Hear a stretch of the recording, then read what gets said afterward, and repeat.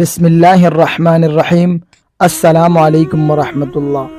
ناظرین، آج کی اس ویڈیو میں ہم حضرت ابراہیم علیہ السلام کا وہ واقعہ بیان کریں گے کہ جب حضرت ابراہیم علیہ السلام نے اللہ رب العزت سے درخواست کی کہ اللہ آپ مجھے بتا دیجئے، مشاہدہ کرا دیجئے کہ آپ قیامت کے دن مردوں کو دوبارہ کیسے زندہ کریں گے۔ اللہ رب العزت نے حضرت ابراہیم علیہ السلام کو کیسے مشاہدہ کرایا، آئیے جانتے ہیں اس ویڈیو میں۔ محترم ناظرین، حضرت ابراہیم علیہ السلام نے حق تعالی سے یہ درخواست کی کہ مجھے اس کا مشاہدہ کرا دیجئے کہ آپ مردوں کو کس طرح زندہ کریں گے۔ حق تعالی نے ارشاد فرمایا، اے ابراہیم، اس درخواست کی کیا وجہ ہے؟ کیا آپ کو ہماری قدرت کاملہ پر یقین نہیں کہ وہ ہر چیز پر حاوی ہے؟ حضرت ابراہیم علیہ السلام نے اپنا واقعی حال عرض کیا کہ یقین تو کیسے نہ ہوتا، کیونکہ آپ کی قدرت کاملہ کے مظاہر ہر لحظہ ہر آن مشاہدہ میں آتے رہتے ہیں۔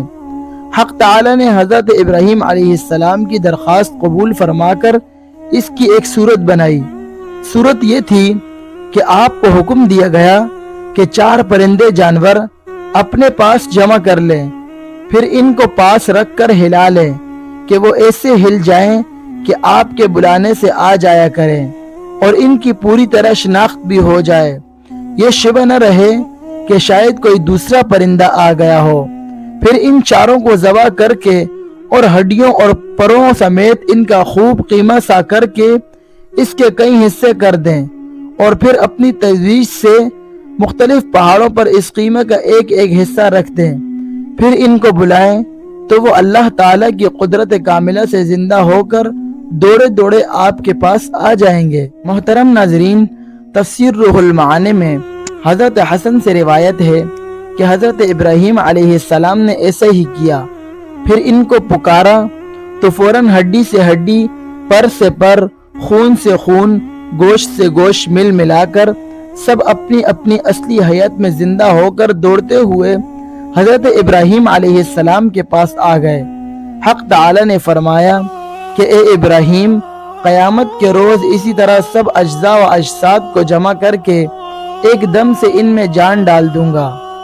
ناظرین، حیات بعد الموت اور عالم آخرت کی زندگی پر سب سے بڑا اشکال منکرین کو یہی ہوتا ہے کہ انسان مرنے کے بعد مٹی ہو جاتا ہے، پھر یہ مٹی کہیں ہوا کے ساتھ اڑ جاتی ہے، کہیں پانی کے ساتھ بہہ جاتی ہے، کہیں درختوں اور کھیتوں کی شکل میں برآمد ہوتی ہے، پھر کہیں ذرہ ذرہ دنیا کے اطراف بعیدہ میں پھیل جاتا ہے۔ منتشر ذروں اور اجزاء انسانی کو جمع کر دینا اور پھر ان میں روح ڈال دینا سطحی نظر والے انسان کی اسی لیے سمجھ میں نہیں آتا کہ وہ سب کو اپنی قدرت و اپنی حیثیت پر قیاس کرتا ہے۔